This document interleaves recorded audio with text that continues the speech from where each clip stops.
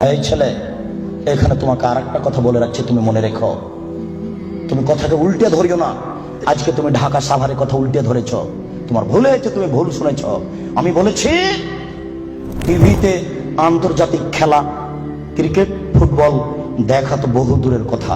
আমি বলেছি আন্তর্জাতিক খেলা টিভিতে দেখা তো বহু দূরের কথা, আন্তর্জাতিক খেলার গল্প যেখানে চলে সেখানে বসে থাকাও হারাম। দেখি কোন মায়ের বেটা এই ফটোকে উল্টে ধরতে পারে। আর তোমার বাড়ির উপরে, 5 তলা বাড়ির উপরে অনেকগুলি পতাকা, তার একটা হচ্ছে ব্রাজিলের পতাকা। তুমি ব্রাজিলকে চিনো কে? তুমি কি ব্রাজিলকে চিনো কে? আচ্ছা, তুমি কি কোনোদিন ভেবেছো ব্রাজিলকে? তোমার বিদ্যা তো নেই, তোমার কি একটু বুদ্ধিও নেই? তুমি কি মানুষই নও? রাজশাহী চাঁপাইনবাবগঞ্জের ভাষাতে তুমি কি অমানুষ? তোমার ভিতরে কি কোনো মানবতাই নেই? ওরা ইহুদি, ওরা খ্রিস্টান, ওরা ইহুদি, ওরা খ্রিস্টান। শোনো, যদি তারা শোনে যে তুমি পায়খানায় পড়ে গেছো তাহলে অট্ট হাসি দিবে, আর যদি তোমাকে পাশে পাই তাহলে তোমার মাথার উপরে লাথি মারবে, আর যদি তোমাকে পাশে পাই তাহলে আরো 3 বালতি পায়খানা তোমার মাথার উপরে দিয়ে দেবে। বলো দেখি ওরা কারা? ওরা ইহুদি, ওরা খ্রিস্টান, ওরা জন্মসূত্রেই তোমার শত্রু। ওরা বলছে তোমার নবী ভুয়া, মুহাম্মদ সাল্লাল্লাহু আলাইহি ওয়াসাল্লাম ভুয়া নবী। নবী হলে আমাদের মধ্যে থেকে হবে কেন? ইব্রাহিম আমাদের, সুলাইমান আমাদের, দাউদ আমাদের, মুসা আমাদের, ঈসা আমাদের, ইয়াকুব আমাদের, ইউসুফ আমাদের, সব নবী আমাদের। মুহাম্মদ নবী হলে ইহুদি খ্রিস্টানদের মধ্য থেকে হবে, আমাদের মধ্য থেকে হবে। আরে মুহাম্মদ নাকি পৌত্তলিকের মধ্য থেকে হয়েছে। ছি ছি ছি ছি ছি, এ কেন নবী হবে? ছি ছি ছি ছি ছি, এ ভুয়া নবী। তুমি তার পতাকা মাথার উপরে তুলো কাপুরুষ। তোমার বিদ্যাকে আমি কবর দিতে এসেছি, তুমি মনে রেখো তোমার আমি কিছু না কিছু উপকার করবই করবো ইনশাআল্লাহ। শুনুন, দুনিয়াতে কিছু পাপ আছে মানুষ না করে পাপী। ফুটবল, ক্রিকেট, র্যাকেট খেলা যায় ওই সময়তে যখন টাকার হারজিত থাকবে না, শরীর চর্চা থাকবে, তখন যায়।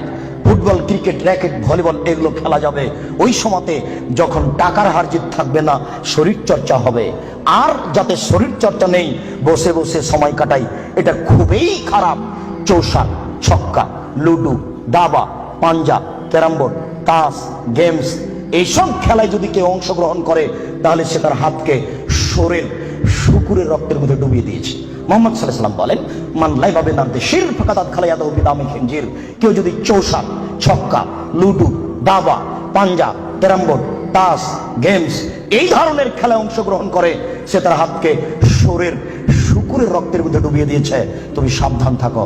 সম্মানিত উপস্থিতি, রাসূল সাল্লাল্লাহু আলাইহি ওয়াসাল্লাম বলেন, ইন্না মিম্মা আতাখাওয়াফু আলা উম্মতি, আমার উম্মতের উপরে আমি সবচেয়ে যেটা বেশি ভয় করি পৃথিবীর মানুষ, আমি বলে গেলাম মুহাম্মদ সাল্লাল্লাহু আলাইহি ওয়াসাল্লাম, আমার উম্মতের উপরে আমি সবচেয়ে যেটা বেশি ভয় করি, 1 নম্বর ভয় হচ্ছে আমার উম্মত জেনায় লিপ্ত হবে, এইটা আমার ভয়।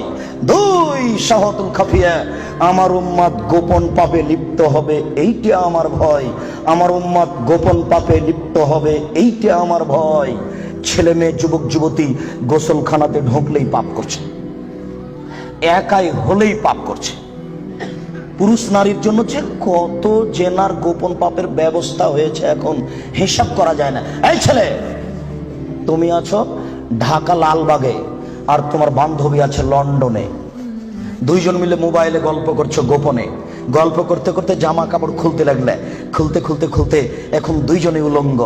2 জন 2 জনকে দেখতে পাচ্ছে, 2 জনের মধ্যে ব্যবধান হলো 5000 কিলোমিটার। অবাক গোপন পাপ, আশ্চর্য, অবাক। এই ছেলে, তুমি যখন থাকো না তখন তোমার মা মোবাইলে গোপন জেনা করে, প্রেমের গল্প করে, তোমার মা তাহাজ্জুদ পড়ে। এই ছেলে শোনো, তুমি আর তোমার মা যখন থাকে না তখন তোমার বোন মোবাইলে জেনার গল্প করে। মোবাইল মানে জেনা। আল্লাহ নবী 1450 বছর পূর্বে বলেছেন আমার উম্মত গোপন পাপে লিপ্ত হবে। 15 বছর পূর্বে এইভাবে গোপন পাপ মোবাইলে হতো না। 20 বছর পরে আরো গোপন পাপের কত পথ বের হবে তা আপনাকে আমি এখন ভাষায় বুঝাতে পারবো না। মুহাম্মদ সাল্লাল্লাহু আলাইহি ওয়াসাল্লাম বলেছেন আমার জীবনে বড় ভয়, 1 আমার উম্মত জিনায় লিপ্ত হবে, 2 আমার উম্মত গোপন পাপে লিপ্ত হবে। আপনাকে আমি কি দিয়ে বুঝাই সম্মানিত দিনী ভাই? মুহাম্মদ সাল্লাল্লাহু আলাইহি সাল্লাম বলেন, রাত যখন অর্ধেক হয় তখন সমস্ত আকাশের দরজা খুলে দেয়। যে ব্যক্তি আল্লাহর কাছে প্রার্থনা করে তার প্রার্থনা কবুল হয়ে যায়। যে ব্যক্তি যা চায় আল্লাহ তাকে তাই দিয়ে দেন। যে ব্যক্তি বিপদে পড়ে বলে আল্লাহ আমাকে বাঁচাও, আল্লাহ তাকে বাঁচিয়ে দেন। ইল্লাল বাগিন বে ফারজেহা, তবে যার জেনার সম্পর্ক আছে তার কথা কবুল হয় না।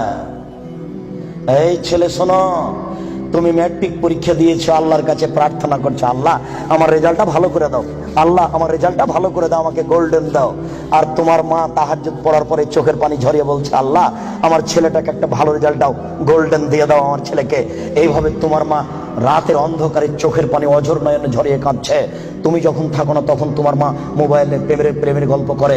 তোমার মা কিয়ামত পর্যন্ত কাঁদলেও তার কথা কবুল হবে না। আমি অনুবাদক, আমি বুঝাতে পারলাম না।